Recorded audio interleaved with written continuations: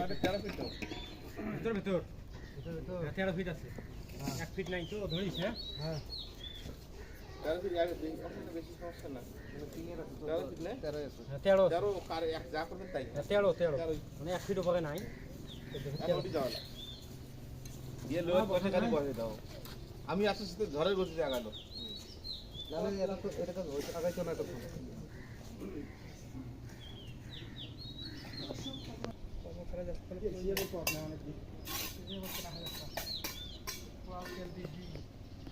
খাও দে তোমরা পাই মাগান ওজন আছে ওটা খাও কেলকে খাও